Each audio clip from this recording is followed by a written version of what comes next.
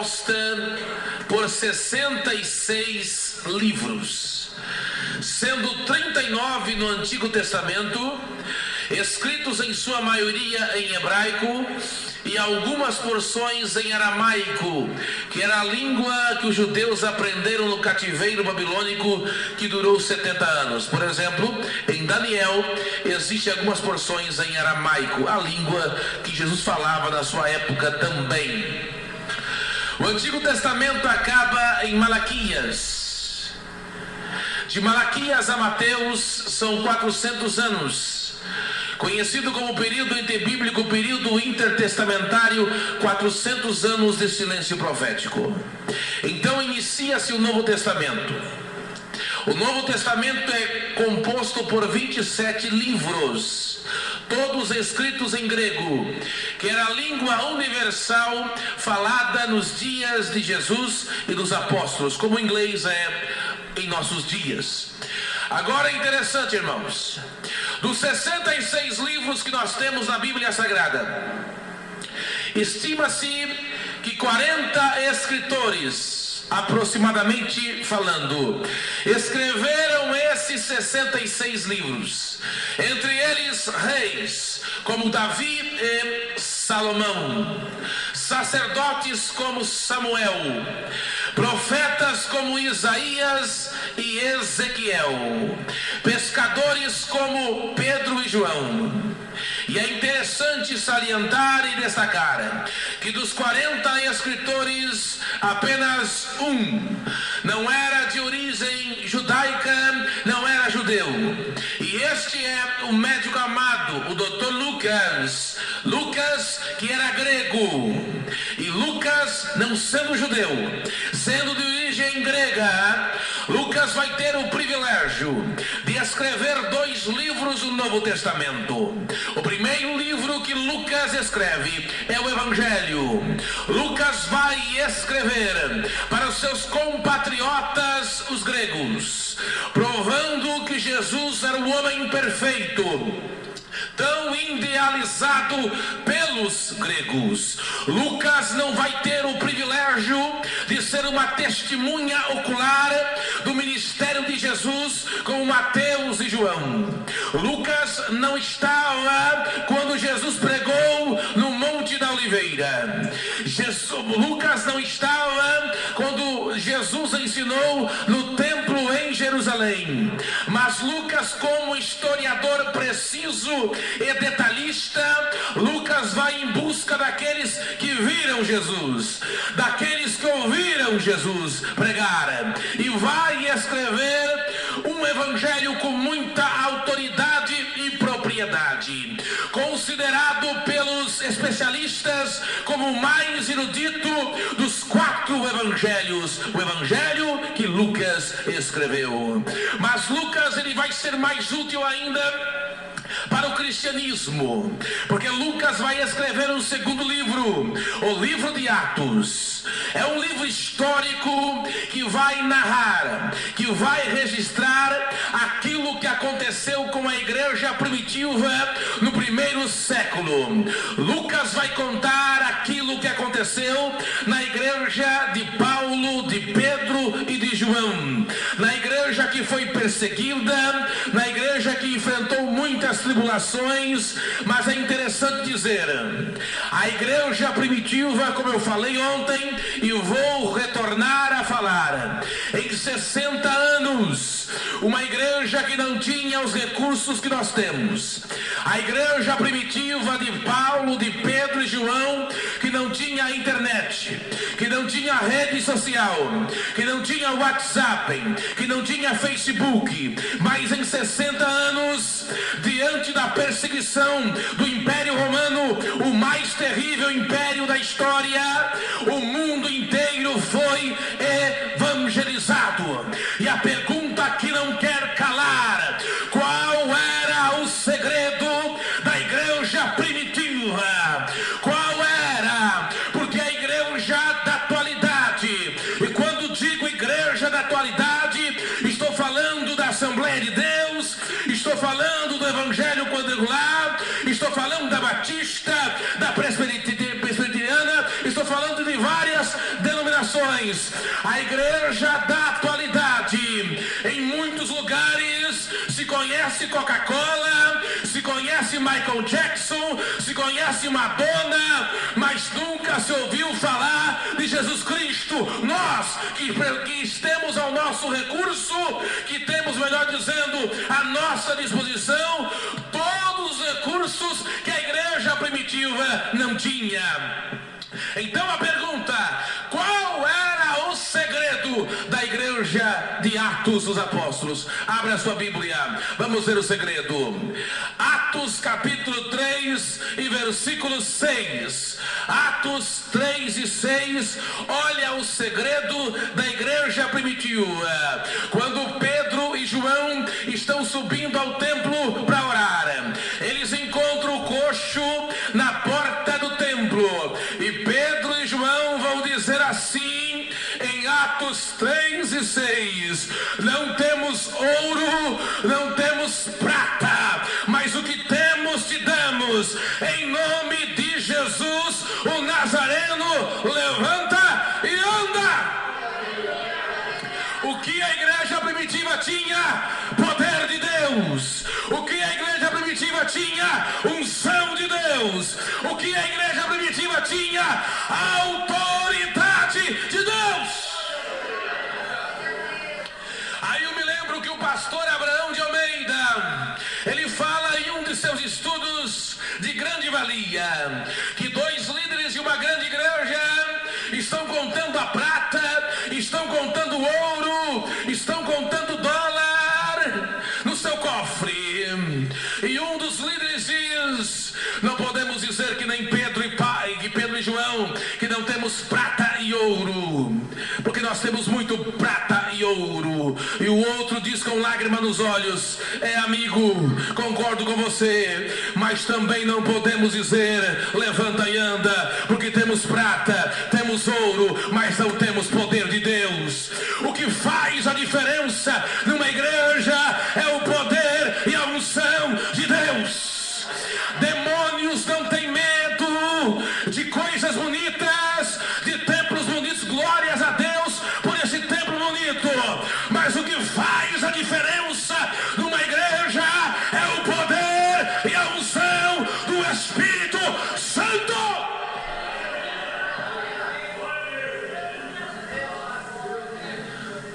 Agora escute o capítulo 8 de Atos dos Apóstolos.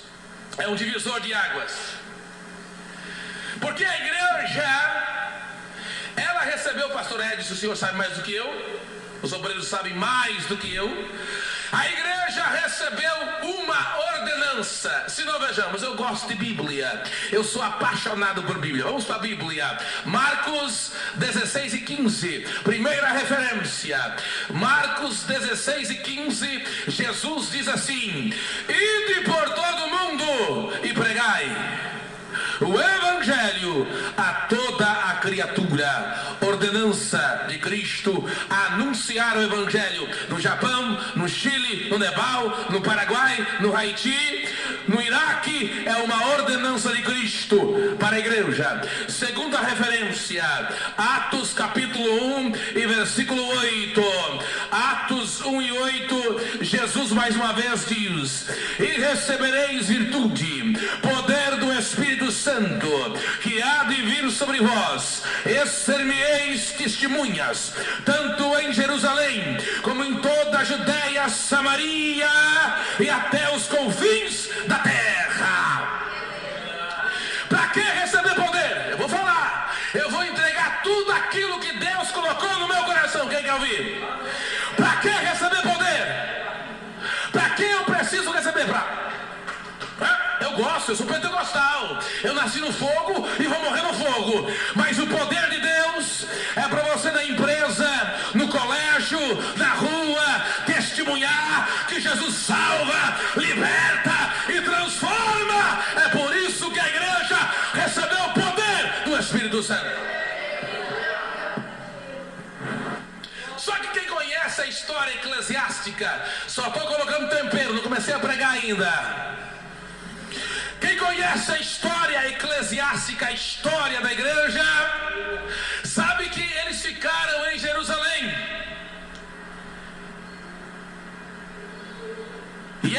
não queriam sair de Jerusalém. Então Deus permitiu que Saulo de Tarso, que ainda não era convertido, com a autoridade com autorização, melhor dizendo, dos líderes religiosos de Jerusalém, ele começa a perseguir a igreja. Só que o tiro saiu pela culatra, como se diz o ditado popular.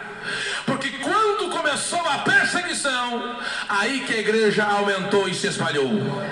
Ao ponto de, quem conhece Bíblia sabe que eu vou falar agora, ao ponto que no capítulo 9 de Atos, o mesmo Saulo de Tarso continua a perseguir a igreja, não somente em Jerusalém, mas agora em Damasco, porque o evangelho tinha chegado lá.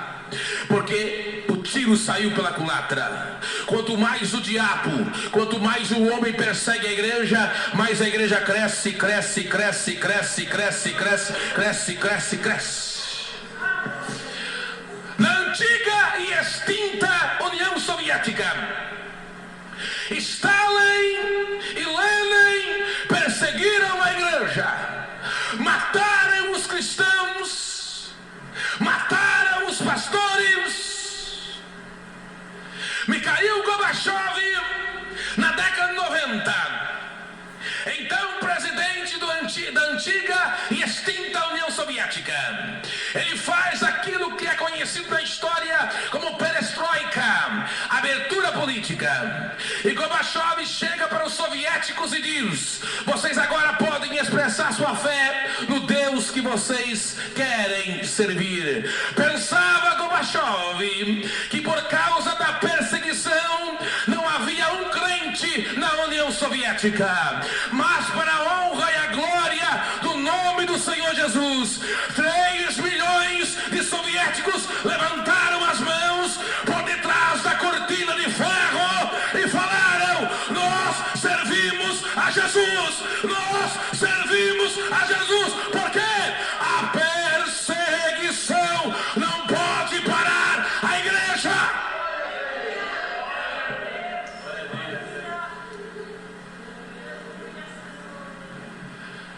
O que aparece aqui no capítulo 8?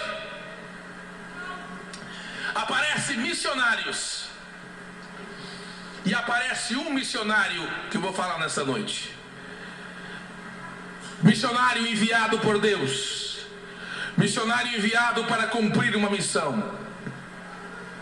Eu quero pregar nesta noite sobre o tema: as virtudes de um verdadeiro missionário. Eu quero que você permaneça com a sua Bíblia aberta no capítulo 8 de Atos. Vai ser um sermão textual baseado nesse capítulo, porque eu vejo nesse capítulo, pastor Edson, pastor Siloé, características de um verdadeiro missionário. E eu creio que nesta noite eu estou pregando para missionários que Deus vai usar nesta última hora. Quem crê nisso, levante a mão e adore ao nome do Senhor. Então vamos. Primeira característica, vou falar de um verdadeiro missionário, está no versículo 4. Olha a expressão que Lucas usa: mas os que andavam. Lucas não diz os apóstolos, Lucas não diz os grandes pregadores, Lucas não diz os famosos, não. Os que andavam anônimos. Anônimos. Eu não quero ser saudosista, nem viver de passado, porque quem vive de passado é museu. Mas fato é fato. 85 anos de Assembleia de Deus, glórias a Deus. Mas se nós voltássemos ao tempo, nem precisa voltar a 1933, não. Volte à década de 80 e até mesmo à década de 90. Quando alguém se convertia, quando um pregador pregava, ele pregava por amor às almas. Não havia muitos cantores famosos, nem pregadores famosos que cobram altos cachês. Eram anônimos, que pregavam por amor para ganhar almas. Era um evangelho puro. Não havia esse evangelho falsificado que estão pregando por aí. Vem para Jesus e ele te dá carro, casa, não. O evangelho que se pregava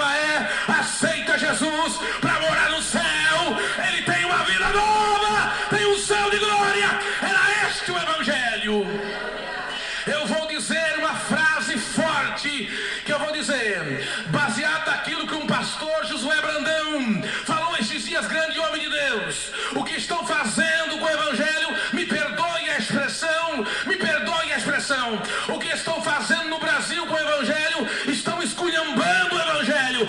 Este Evangelho que está na TV, nos canais, não é Evangelho. O Evangelho verdadeiro prega salvação, remissão de pecados. Este é o Evangelho verdadeiro.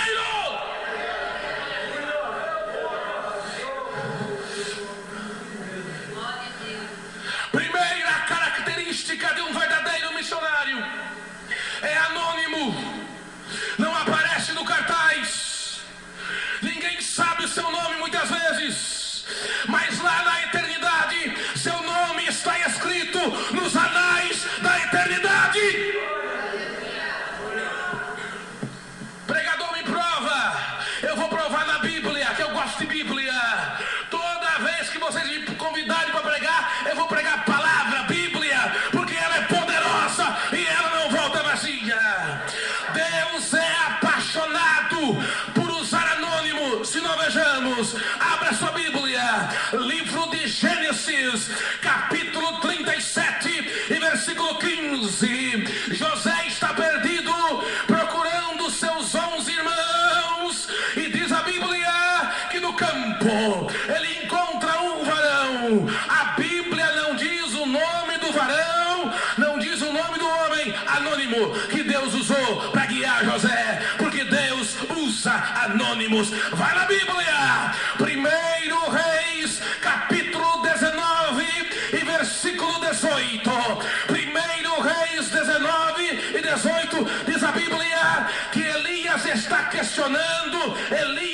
questionando, só eu fiquei. Deus diz: não, Elias, tem 7.000 ainda, você é famoso, você o povo conhece, mas há 7.000 anônimos que não dobraram os joelhos e eu vou usar. Deus usa anônimo. Vá na Bíblia, 1 Reis, capítulo 22 e versículo 34. Diz a Bíblia que Acabe vai, sim, o rei Acabe vai disfarçado para a batalha em Ramote de Gileade. Acabe se disfarçou para fugir do cumprimento da profecia de Micaías. Mas diz a Bíblia, um arqueiro, um flecheiro, a Bíblia não diz seu nome, anônimo, pegou, vou jogar essa flecha ao ermo, porque o rei Ben-Hadad falou: não mate grande e pequeno, mate somente o rei Acabe. A batalha estava monótona, o flecheiro, vou jogar para ver onde vai essa flecha. Quando o arqueiro, o flecheiro jogou a flecha, Deus criou. Não foi a União Soviética, não foi os Estados Unidos, não foi Israel, foi Deus que criou. Não um míssil, a flecha teleguiada, destino Acabe, porque Deus usa anônimos. Vá na Bíblia, 2 Reis, capítulo 5. Naamã, general da Síria, era leproso, mas Deus usou uma adolescente. Eu pergunto, qual é o nome dela? A Bíblia não diz. Era uma menina anônima que Deus usou para testemunhar do seu poder. Vá na Bíblia, eu gosto de Bíblia. 2 Reis, capítulo 7 e versículo 3. Diz a Bíblia: 4 famosos não, 4 príncipes não, 4 leprosos anônimos Deus usou para salvar Samaria, porque Deus usa anônimo. Vai na Bíblia, eu gosto de Bíblia. Evangelho que escreveu João, capítulo 6 e versículo 9 diz: um moço, um rapaz, 5 pães e 2 peixinhos Jesus usou para alimentar uma multidão, porque Deus gosta de usar anônimos. Ô pregador, sim, ninguém conhece meu nome, não tem problema. Eu não sou famoso, não tem problema. Deus te conhece, Deus te conhece, Deus te conhece e vai te usar. Levante a mão e adore.